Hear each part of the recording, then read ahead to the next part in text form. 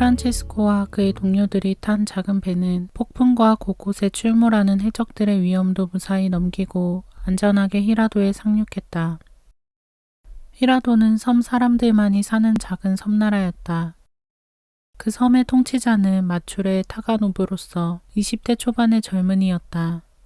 새로운 사람들이 궁전으로 그를 찾아갔을 때 그는 몹시 기뻐했다.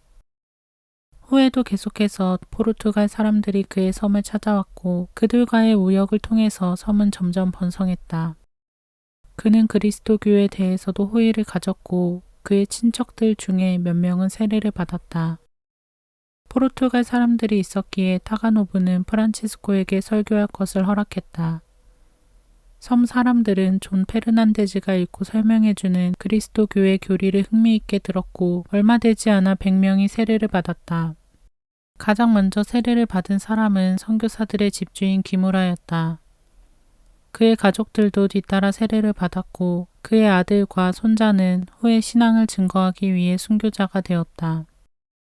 10월 말에 프란치스코는 2명의 일본인 요한과 안토니오는 남겨두고 페르난데즈와 베르나르도와 함께 야마구치를 향해 떠났다.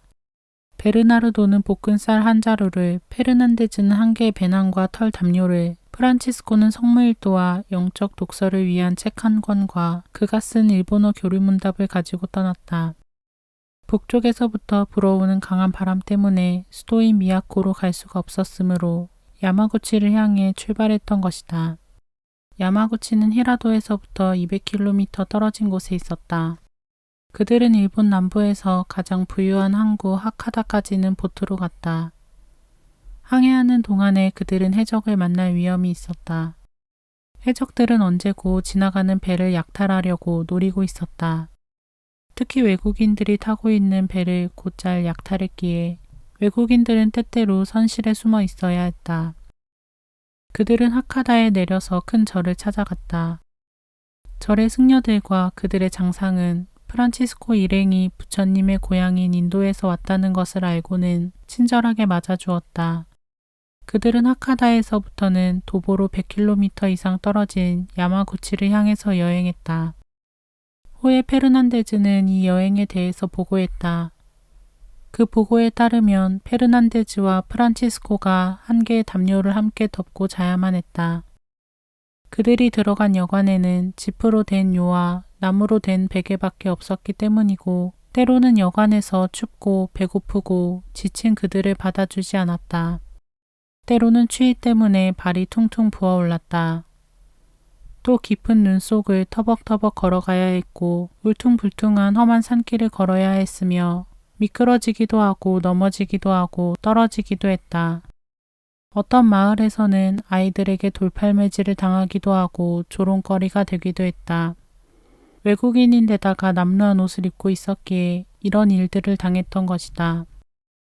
동료들이 보기에 프란치스코는 낮 동안에는 하느님 안에 완전히 열중하고 있어서 주위에서 무슨 일이 일어나도 아무것도 모르는 듯 했다.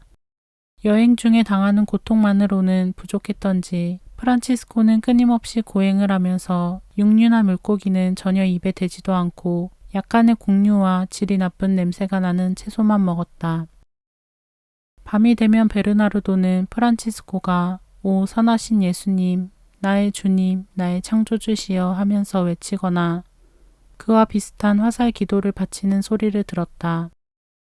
그들은 지나가는 모든 마을과 도시에서 눈이 오거나 비가 오거나 어린이들이 잔인하게 조롱을 할지라도 거리를 큰 걸음으로 활보하면서 복음을 선포했다. 그러나 그들에게서 세례를 받은 사람은 단 3명뿐이었다. 야마구치는 일본의 대도시들 중의 하나로 강력한 영주 오우치 요시타카가 다스리는 영지의 수도였다. 그 당시에 이미 1만 가구 이상의 주민이 살고 있었다. 얼마 후 프란치스코 일행은 우치다라는 사람의 집에 숙소를 정했다. 인도에서 여행자들이 왔다는 소식이 전해지자 새로운 가르침에 대해 배우려고 많은 사람들이 그들을 찾아왔다. 그래서 프란치스코는 미야코로 가기 전에 이와 같은 중요한 도시에도 복음의 씨를 뿌리기 위해서라면 여행을 잠시 중단하는 것이 좋겠다고 결정했다. 프란치스코는 매일 페르난데즈와 베르나르도 2사람과 함께 도시의 가장 중심 거리로 나갔다. 페르난데즈는 책을 읽고 읽은 것에 대해 설명했다. 그들이 매일 자리를 바꾸어 이곳저곳에서 복음을 전했기 때문에 얼마 안 되어서 주님의 메시지가 전달되지 않은 곳이 없게 되었다. 페르난데즈가 설교하는 동안 프란치스코는 옆에서 하느님의 말씀을 듣는 사람들의 마음속에 열매를 맺도록 기도했다. 페르난데즈는 이 세상의 창조주이신 하느님에 대해서 이야기할 뿐 아니라 일본 사람들의 죄에 대해서도 이야기했다. 특별히 그들의 우상과 거짓 신들을 경배하는 것과 불결한 죄를 범하는 것과 유산하는 것, 신생아들을 죽이는 것에 대해 이야기했다. 이런 설교에 대한 반응은 다양했다. 어떤 이들은 자기들의 잘못을 지적당했을 때 웃었고, 어떤 이들은 자기들의 신앙을 비판했다고 분통을 터뜨렸다. 또 어떤 이들은 새로운 가르침의 타당성을 인정하기도 했다. 어떤 귀족은 이 새로운 가르침에 대해 알고 싶어서 선교사들을 자기 집으로 초대했다. 선교사들이 주로 길에서 상민들에게 설교했기 때문에 길에서 상민들과 어울릴 수 없는 그들은 그 가르침에 대해서 들을 기회가 없었던 것이다. 한 귀족이 선교사들을 자기의 집으로 초대했는데 그는 진정으로 새로운 가르침을 배우고 싶은 것이 아니라 헛된 호기심 때문에 그들을 초대했다. 페르난데즈가 교만 죄에 대해 이야기하면서 악마는 교만 죄로 인해 영원한 지옥의 형벌을 받았다고 말하자 그 귀족은 오히려 오만하게 그들을 경멸하였다. 프란치스코는 그 귀족의 교만함을 꾸짖으면서 회개하지 않으면 그도 같은 벌을 받을 것이라고 말한 후 그 집을 떠났다. 페르난데즈는 프란치스코가 순교하기를 원한다는 인상을 자주 받았다. 그들은 여러 번 사람들에게서 심한 말로 모욕을 당했다.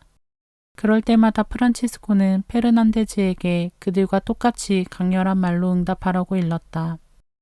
그들이 허리에 찬 칼을 당장에 휘둘러서 그의 목을 치려고 할 만큼 그렇게 강렬하게 대응하라고 말했다. 프란치스코는 일본 사람들이 승려들보다 선교사들을 더 존경하지 않는 한 복음을 받아들이지 않으리라고 확신하고 있었다. 그러므로 선교사들은 죽음을 두려워하지 않는다는 것을 확실하게 보여주어야만 했던 것이다.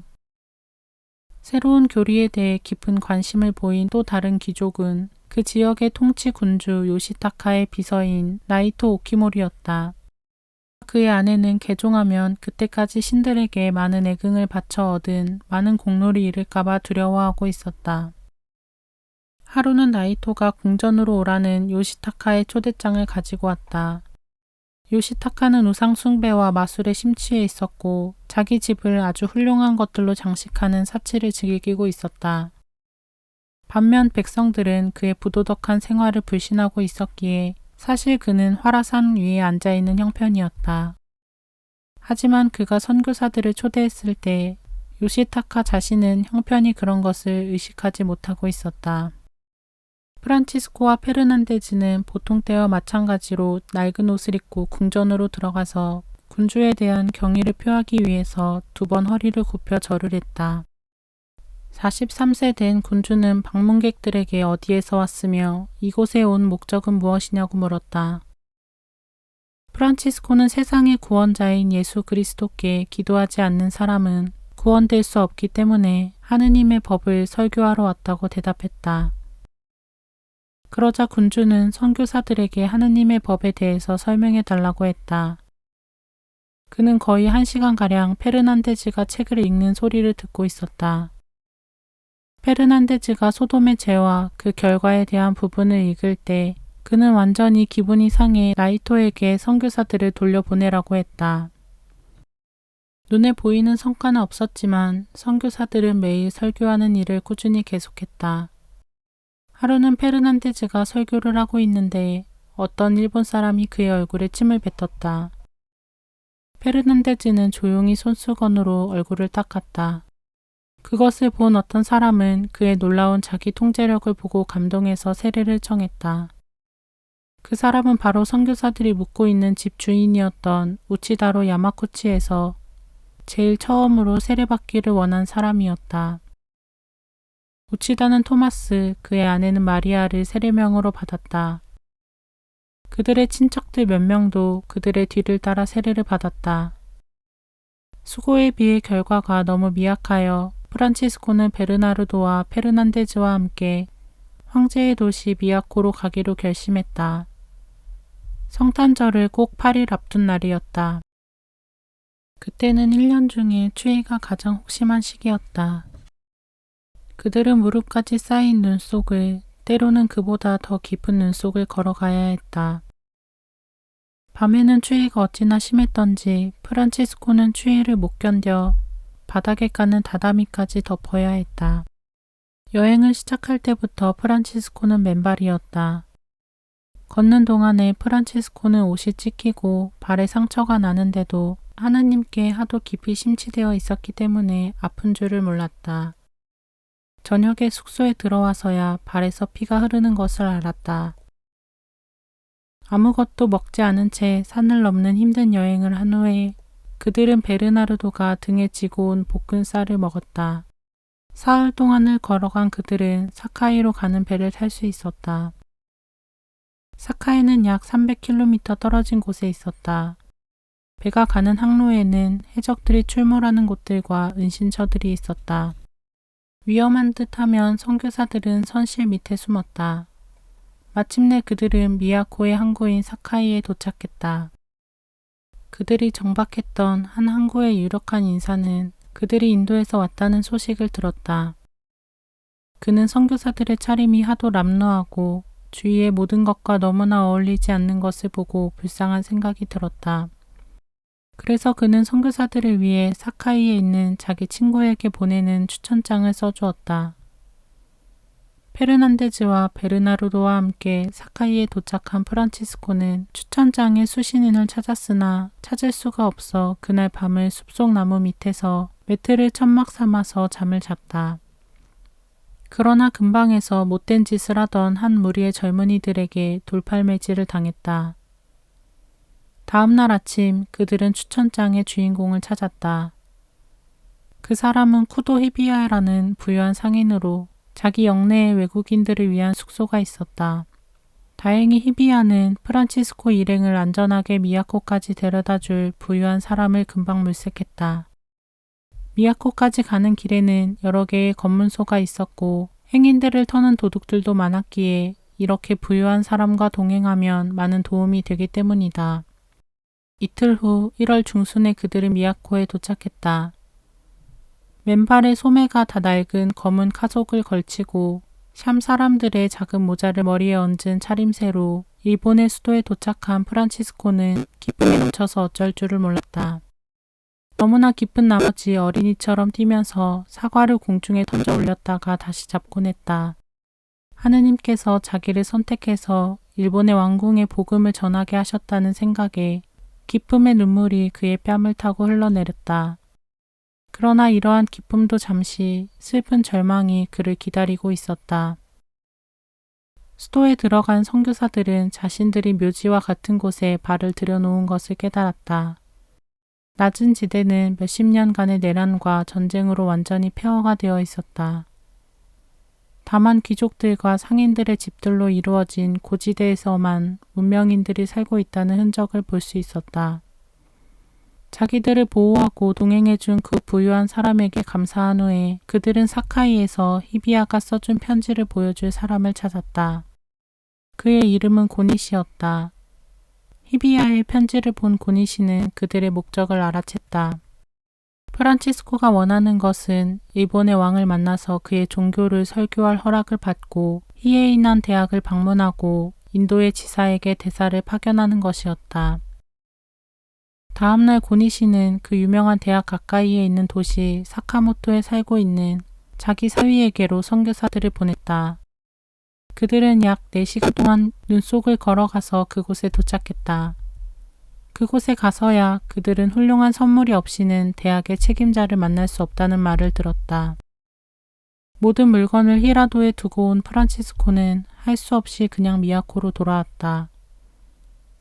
일본에서 가장 중요한 학문의 중심지를 방문하여 새로운 신앙에 대한 토론하고 복음을 전하려던 프란치스코의 희망은 연기처럼 사라졌다.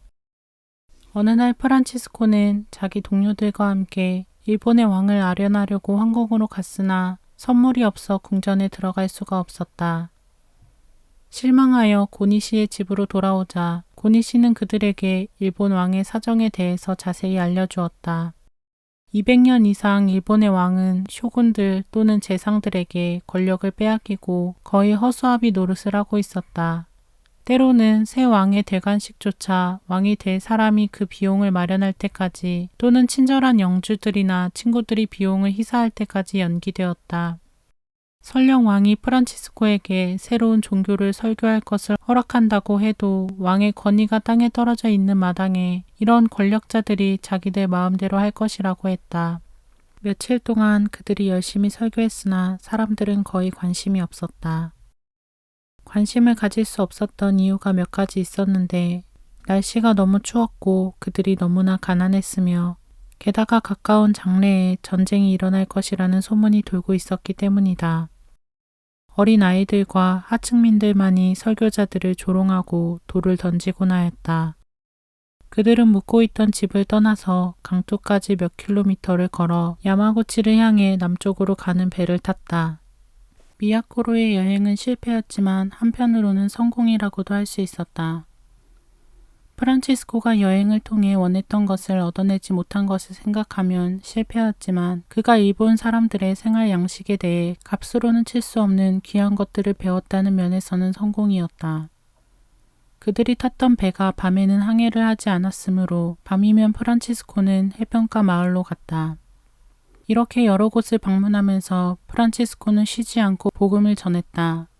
때때로 선교사들에게 약을 달라고 청하기도 했다. 그러면 프란치스코는 성서 구절을 적어주면서 목에 걸고 다니면 병이 나을 것이라고 했다. 돌아가는 항해는 히라도를 떠날 때보다 더 힘들었다. 그것은 1년 중에 가장 추운 2월이었고 혹독한 추위가 차가운 바람 때문에 더욱 매섭게 여행자들의 뼛속으로 파고들었다. 넉 달 동안 떠나있던 선교사들은 3월 초순에 토레스의 집을 또 다시 찾았다. 집주인은 아주 반갑게 그들을 맞이했다. 토레스는 그들이 없는 동안에 40명에게 세례를 주었다고 했다. 며칠 후에 프란치스코는 야마구치를 향해 떠났다. 이번에는 페르난데즈와 베르나르도와 고아에서 세례를 받은 일본 사람 1명과 함께 떠났는데 일본의 왕에게 드릴 선물도 가지고 갔다. 이번 여행의 전반부는 보트를 타고 항해했고 후반부는 육로로 갔다. 4월 말경 그들이 야마구치에 들어갈 때는 옷도 잘 입고 있었다. 도착한 지 며칠 후 프란치스코는 나이토의 주선으로 다시 군주를 아련하게 되었다. 이번에는 프란치스코가 인도 지사의 대사로서 비단 옷을 입고 있었으며 인도에서 주교와 지사한테 받아온 빛나는 양피지에 쓴 훌륭한 추천서를 내놓았다. 그는 또한 인도의 지사와 말라카의 대장이 일본의 왕에게 보낸 선물들도 내놓았다. 군주와 그의 신하들은 먼 곳에서 온 신기한 물건들을 보고 감탄을 금치 못했다. 그들이 내놓은 선물들은 음악으로 시간을 알리는 괴종시계, 총알 3상자와 소총, 노인을 위한 돋보기 안경, 망원경 2개, 아름다운 무늬를 넣어 짠 옷감과 모지익 옷감, 유리 그릇들, 포도주, 여러 가지 그림과 서적, 그리고 찻잔들이었다. 군주가 답례로 프란치스코에게 선물을 주려고 했을 때 프란치스코는 겸손하게 거절하면서 오직 원하는 것은 그의 종교를 사람들에게 설교하고 원하는 사람들이 그의 종교를 믿을 수 있도록 하는 군주의 허락일 뿐이라고 말했다. 군주는 프란치스코의 청을 허락하고 길에다가 이 사정을 알리는 벽보를 붙이고 아무도 사제들을 해치는 일이 없도록 하라는 명령도 내렸다. 또한 빈 절간을 선교사들에게 거처로 내주었다. 그리고 상호 친교의 표시로 일본의 승려를 선물과 함께 인도로 보낼 생각이었다. 군주가 새로운 선교사들에게 호의를 보였다는 것과 그들이 가져온 신기한 선물들에 대한 소문 때문에 선교사들의 거처는 도시의 명물이 되었다. 온갖 종류의 사람들과 각계각층의 사람들이 선교사들에게 몰려와서 질문을 퍼부었다. 프란치스코는 하루에 2번 강의를 했고 강의 후에는 밤늦게까지 토론이 계속되었다. 자연과학에 대한 프란치스코의 지식은 일본 사람들에게는 경이 그 자체였다. 이런 지식을 전해줄 때 프란치스코는 창조의 경이로움, 특히 인간 창조의 이야기로 시작해서 창조주와 인간 생명의 최종 목적에 대한 이야기로 끝을 맺었다. 악, 영원, 지옥, 거룩한 계명들에 관한 질문이 계속되었다. 예를 들면 이런 질문을 했다. 왜 하느님은 일본 사람들에게 좀 더 일찍 계시하지 않으셨나? 그리스도교를 몰랐던 일본 사람들의 조상들은 어떻게 되었나? 특별히 참선 승려들이 너무나 많은 토론 문제들을 제기했기 때문에 프란치스코에게는 기도할 시간도 조금밖에 없었고 잠잘 시간도 없을 정도였다. 그러나 2달 동안 아무도 새 종교를 받아들이려 하지 않았다. 다만 7월 중순이 되어서야 프란치스코의 설교와 토론에서 그를 가장 심하게 비판하던 사람들 중에 몇 명만이 그리스도인이 되겠다고 했다. 그러나 그와 동시에 예상했던 대로 극악한 반대자들이 그 흉측한 머리를 들기 시작했다.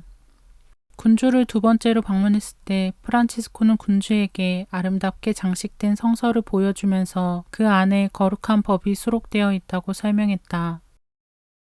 그리고 군주에게 아름답게 수놓인 제의를 보여주었다.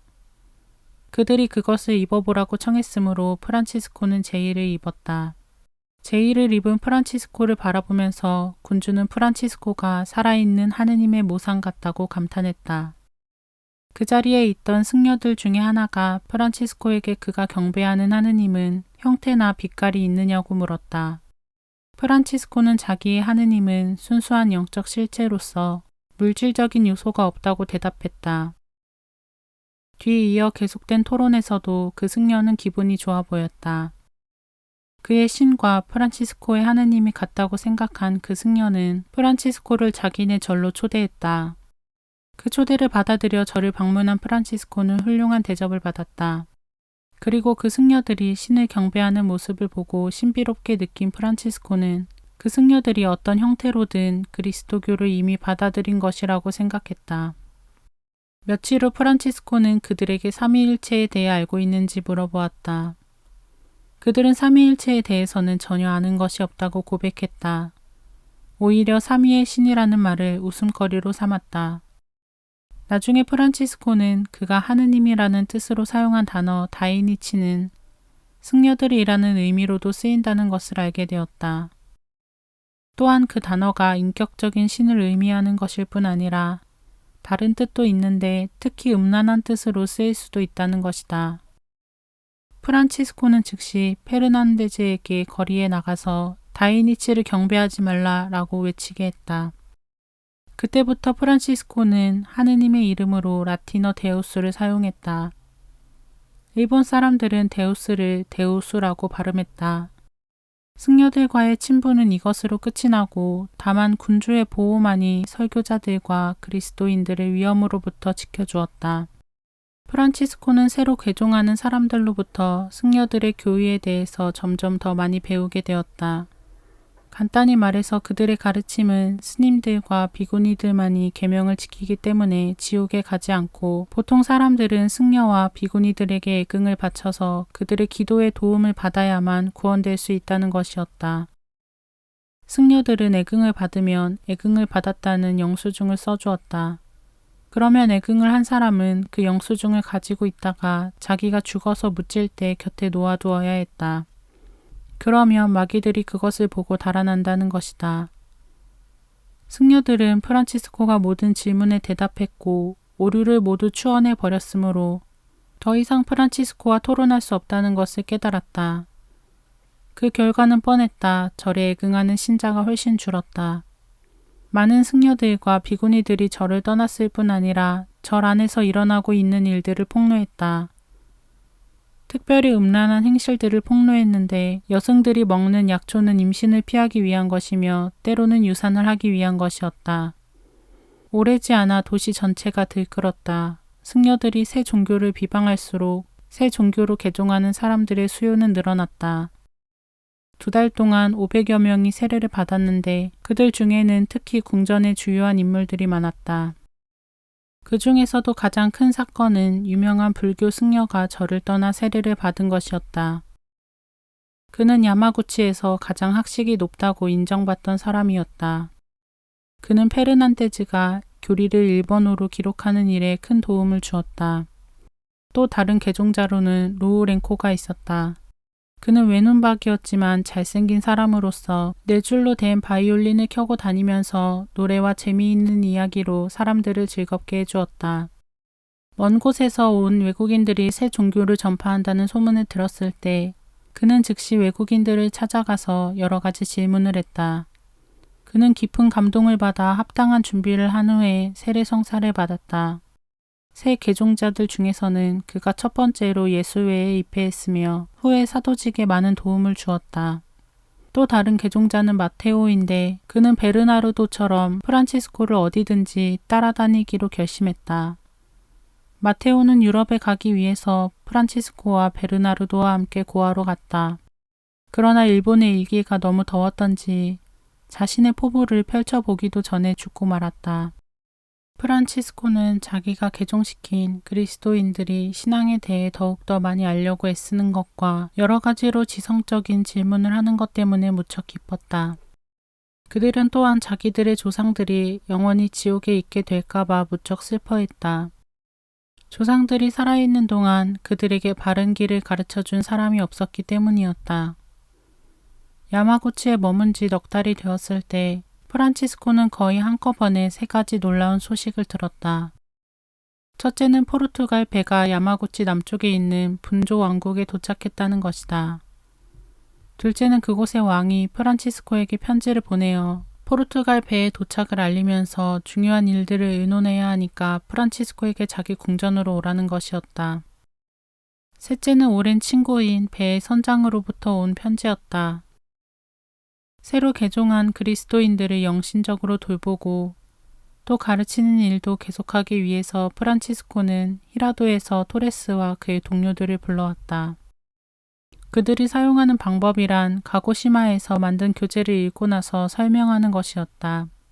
그 외에도 새 개종자들은 각 불교 종파의 주요 오류들의 목록을 작성했고 프란치스코는 각 오류에 대한 해답을 작성했다. 인도에서 그랬던 것처럼 이곳에서도 즉시 새로운 문제가 발생했다. 개종하여 신앙을 바꾸었을 때 새 그리스도인들은 그들의 관습적인 생활 양식을 바꾸어야 할 것인가? 바꾼다면 어느 정도나 바꾸어야 할 것인가 하는 문제였다. 이에 관한 프란치스코의 의견은 신앙에 위배되지 않는 것은 바꿀 필요가 없다는 것이었다. 프란치스코는 토레스에게도 이것을 원칙으로 지키라고 부탁했다. 토레스에게 인도와 유럽으로 편지를 쓰는 임무까지 맡기고 나서 프란치스코는 9월 중순에 분조를 향해서 출발했다. 그는 요한을 통역으로 데리고 갔고 언제나 프란치스코와 동반하기로 결심한 베르나르도와 마테오를 데리고 갔다. 분조로 가는 동안에 프란치스코가 마음으로 가장 급하게 서두른 것은 두 가지였다. 하나는 분조의 왕에게 신앙에 대한 이야기를 하는 것이고 다른 하나는 인도와 유럽으로부터의 편지를 받는 것이었다. 그는 물론 야마구치의 새 그리스도인들이 곧 당하게 될 재앙에 대해서는 생각지도 못했다. 약 일주일 후 프란치스코는 포르투갈 배가 정박하고 있는 항구에 도착했다. 배의 선장 두알테드 가마는 배를 찬란한 빛깔의 깃발들로 화려하게 장식하고 배에 있는 대포로 축보를 쏘면서 프란치스코를 환영했다. 그러고는 화려한 정복을 차려입은 승무원들이 프란치스코를 궁전까지 성대한 행렬로 모셔갔다. 사람들은 길가에 줄지어 서서 이 외국인들이 그들의 사제들을 얼마나 존경하는지 호기심에 찬 눈으로 바라보고 있었다. 포르투갈 군인들이 프란치스코가 앉을 자리에 그들의 화려한 외투를 깔아놓는 동안 왕은 큰 예절로 프란치스코를 맞이했다. 왕은 그리스도교의 신앙에 대해 처음 듣는 것이 아님에도 불구하고 프란치스코의 말을 열심히 들었고 그에게 설교할 것을 허락해 주었으며 포르투갈 배가 정박하고 있는 곳 가까이에 프란치스코의 숙소를 마련해 주었다. 왕은 프란치스코를 존경하고 모든 면에서 그에게 큰 도움을 주었으나 외국인의 신앙을 받아들이는 결정적인 행동은 하지 않았다. 그가 망설이는 이유는 여러 가지였다. 그는 아직 22살밖에 되지 않았으며 자기 아버지가 살해되는 격렬한 혁명이 있은 후 왕위에 올랐던 것이다. 그래서 그는 자기 왕국 안에서 귀족들의 반감을 사고 싶지 않았다. 왕이 종교를 바꾸면 귀족들은 그것을 핑계로 새 왕을 추대하려 할지도 모르는 일이었다. 당시의 왕이 원한 것은 포르투갈의 왕과 우정의 조약을 맺어 가능한 한 많은 물질적 이익을 얻으려는 것이었다. 하지만 왕은 그리스도인들과 사제들에게 깊은 존경심을 가지고 있었고 결국 그 왕은 그의 생애 말년에 가서 세례를 받게 된다. 포르투갈 승무원들 사이에서 옛 친구들과 아는 사람들을 많이 만났고 선장이 참으로 깊은 신앙심을 사람들에게 심어주고 있는 것을 보았기 때문에 프란치스코는 무척 기뻐하면서도 한편으로는 인도에서 한 장의 편지도 오지 않는 것에 몹시 실망했다. 인도의 말라카에 있는 그의 형제 예수 회원들의 이런 실수를 어떻게 설명할 수 있을까? 그들은 장상인 프란치스코와 2년 이상 교신이 없이 지내고 있는 것이다. 그가 일본으로 오라고 부른 세 사람에게서도 한마디의 소식도 없게 되자 프란치스코는 가능한 한 빨리 자신이 직접 인도로 가야겠다고 느꼈다.